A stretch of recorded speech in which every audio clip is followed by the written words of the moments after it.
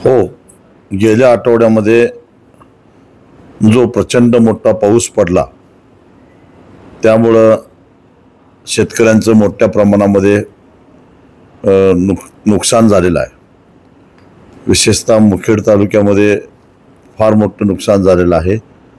त्याचबरोबर जनावरं आणि माणसांचाही मृत्यू झालेला आहे। खरं तर केवळ नैसर्गिक आपत्ती म्हणून याकडे लक्ष देऊन चालणार नाही, तर मानवनिर्मित हे संकट आहे। आणि विशेषतः जलसंपदा विभाग आणि त्या विभागाचे कर्मचारी अधिकारी त्याचबरोबर जलसंपदा मंत्र्यांना सुद्धा मी याला जबाबदार धरेन।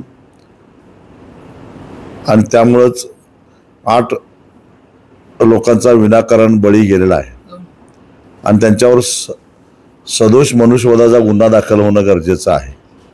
तेव्हा एवढं सारं असून सुद्धा आज ज्या पद्धतीनं या एकूणच प्रकाराकडे दुर्लक्ष केलं जात आहे ते अत्यंत संतापजनक आहे। आणि म्हणूनच आम्ही गप्प बसणार नाही।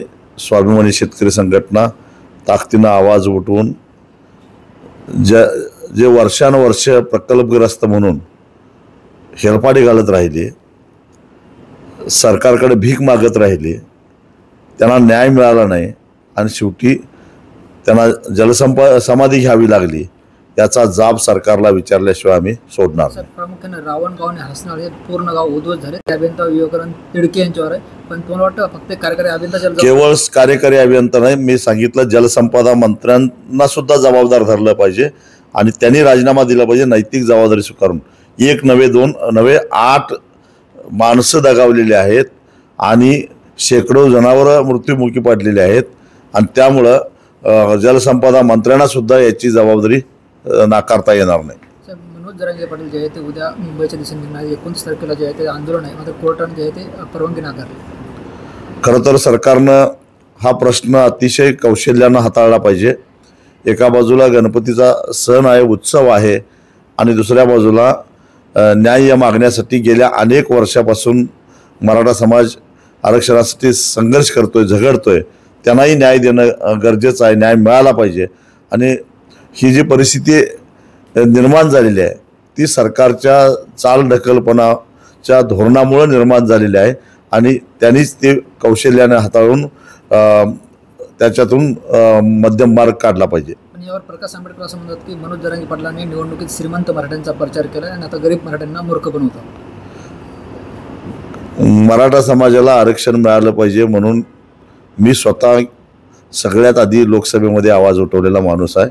कारण मराठा समाज हा प्रामुख्यानं शेती व्यवसायावर अवलंबून असणारा समाज आहे आणि शेतीच तोट्यात असल्यामुळं तो समाज दारिद्र्यात आहे आणि त्यामुळं आरक्षणाचा हकदार आहे या मताचा मी पहिल्यापासून आहे।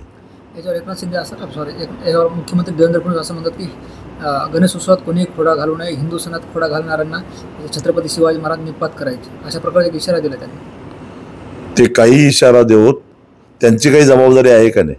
मुळामध्ये जरांगे पाटलांनी आंदोलनाचा इशारा 2 महिन्यापूर्वी दिलेला होता। 2 महिने काय झोपा काढल्या काय? तोपर्यंत कधी चर्चेचं किंवा चर्चेतून संवादातून मार्ग काढण्याचा प्रयत्न केला गेला नाही आणि आता अशी टोकाची भाषा योग्य नाही। जे आता आपण जर बघितलं नितेश राणेंनी सुद्धा जी भाषणाची भाषा केली, जर देवेंद्र फडणवीस जर धोरण चुकत असेल तर त्यांच्यावर आम्ही टीका करणारच, कोणी काही म्हणून देत आणि परिणामाची चिंता न करता आम्ही टीका करत असतो। नितेश राणेंचं दुसरं एक वक्तव्य समोर आलंय, वराह जयंतीवरून जर कोणाला मिरच्या लागली असेल तर चांगली। मी शेतकऱ्याचा नेता आहे, शेतकऱ्यांच्या संबंधी प्रश्न विचारा। नांदेड जिल्ह्यात 7,12,000 एकरवर नुकसान झाले, मात्र ज्या पद्धतीने आपण बघतोय पीक विमा याच्यात काही बदल झाले, त्याच्यामुळे काय नुकसान होऊ शकतं शेतकऱ्यांचं? मोठ्या प्रमाणामध्ये नुकसान होणार आहे। एक तर ट्रिगर बदलल्यामुळं शेतकऱ्यांनी पीक विम्याकडे पाठ फिरवलेली आहे। 40% शेतकऱ्यांनी पीक विमाकडे पाठ फिरवलेली आहे आणि अशा परिस्थितीमध्ये जर शेतकऱ्यांना दिलासा मिळणार नसेल, कारण आता जे काही पीक विम्याचं धोरण आहे हे शेतकऱ्यांच्यासाठी नव्हे तर पीक विमा कंपन्यांच्यासाठी बनवल्यासारखं दिसतं आणि विम्याच्या नावाखाली केंद्र आणि राज्य सरकारच्या तिजोरीतला पैसा लुटणं यासाठीच हे पीक विम्याचं धोरण आहे. अशा परिस्थितीमध्ये पीक विम्यावर विसंबून न राहता सरकारनं आणि विशेषतः महायुतीच्या तिन्ही घटक पक्षाच्या नेत्यांनी विधानसभेच्या निवडणुकीमध्ये जे आश्वासन दिलेलं होतं त्या आश्वासनानुसार, त्या जाहीरनाम्यानुसार शेतकऱ्याचा सातबारा आत्ता नाही करणार तर कधी करणार? कारण आता एका बाजूला भाव पडल्यामुळं शेतकरी संकटात आहे आणि दुसऱ्या बाजूला नैसर्गिक आपत्तीमध्ये सापडलेला आहे. अशा वेळी तुम्ही शेतकऱ्याचा सातबारा कोरा करणार नाही तर कधी करणार आहात?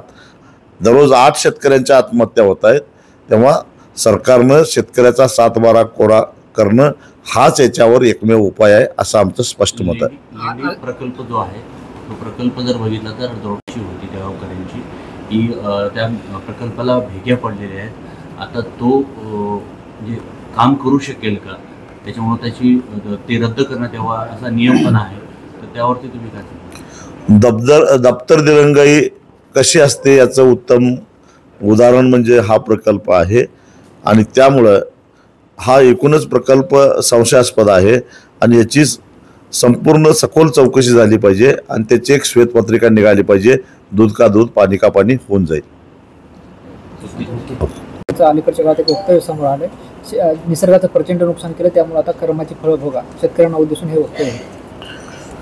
खरं तर पाशा पटेल यांच्यासारख्या नेत्यानं अशा प्रकारचं वक्तव्य करणं हे अत्यंत आश्चर्यजनक आहे. कारण मी स्वतः आणि पाशा पटेल हे शरद जोशींच्या विद्यापीठातले विद्यार्थी आहोत. शेतकरी चळवळीमध्ये त्यांनी काम केलेलं आहे. त्यांनी स्वतःचीच 25 वर्षापूर्वीची भाषणं आठवून बघावीत आणि मग ते बरोबर का हे बरोबर एकदा आतल्या आवाजाला विचारावं. त्यांचा आतला आवाज त्यांना साथ देत नाही म्हणून तर ते आकांडतांडव करायला लागलेले आहेत. शरद जोशींनी काय शिकवलं पाशा पटेलना त्यांनी जरा उजळणी करून बघावं. शरद जोशी सांगायची की शेतकऱ्याला कुणाच्या दयेची गरज नाही, कुणाच्या भिकेची गरज नाही, पण शेतकऱ्यानं दारिद्र्यात खितपत राहावं म्हणून शेतकऱ्याच्या उरावर सरकार बसलेलं आहे, ते उठलं पाहिजे. शेतकरी समर्थ आहे स्वतःचे प्रश्न सोडवायला. आज स्थिती काय आहे? आज शेतकऱ्याला चारी बाजूनं बंदिस्त करून ठेवलेलं आहे. बाजारपेठ शेतकऱ्याच्या मर्जीवर नाही चालत तर सरकारच्या इशाऱ्यावर चालते. जेव्हा भाव वाढतात तेव्हा सरकार निर्यातीवर बंदी घालतं, आयात करतं, निर्यात शुल्क वाढवतं आणि अशा प्रकारच्या माकड चेष्टा करून शेतकऱ्याला बाजारातला भाव मिळून देत नाही. आणि जेव्हा नैसर्गिक आपत्ती येते, भाव पडतात, तेव्हा सरकार शेतकऱ्याला वाऱ्यावर सोडतं आणि त्यामुळं अशा प्रकारच्या नैसर्गिक आपत्तीला तोंड देण्याची क्षमता शेतकऱ्यांच्यामध्ये राहत नाही. आणि म्हणून शेतकरी सरकारकडून मदतीची अपेक्षा करण्याचा हकदार आहे. एवढी साधी गोष्ट जर पाशा पटेलांना कळत नसेल तर त्यांनी, मला असं वाटतं की शेतकरी चळवळीमध्ये जे दिवस घालवले ते वाया घालवले. आता पाशा पटेल शेतकरी संपला असं वाटतं? नाही, त्यांच्यामधला कार्यकर्ता जो होता त्या कार्यकर्त्यालाच त्यांनी विचारावं की भूमिका आपली कुठली बरोबर आहे. कृषी मूल्य आयोगाचे राज्याचे ते प्रमुख आहेत आणि अशा परिस्थितीमध्ये आपणच केलेलं वक्तव्य योग्य आहे का नाही? वैश्विक तापमानवाढीमुळे संकट आलंय काय तर 100% आलेलं आहे. पण वैश्विक तापमानवाढीला शेतकरी जबाबदार आहे का तर अजिबात नाही. निसर्गाचे लचके ज्यांनी तोडले ते नामानिराळे झाले. मग निसर्गाचा कोप एकट्या शेतकऱ्यानंच का सहन करावा? एवढी साधी गोष्ट आहे.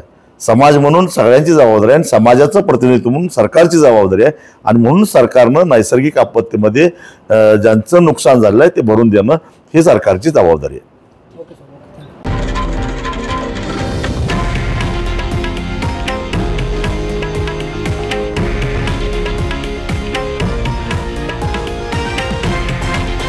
हे आहे देशातील नंबर 1 न्यूज नेटवर्क आणि आपण पाहत आहात TV9 मराठी, एकमेव.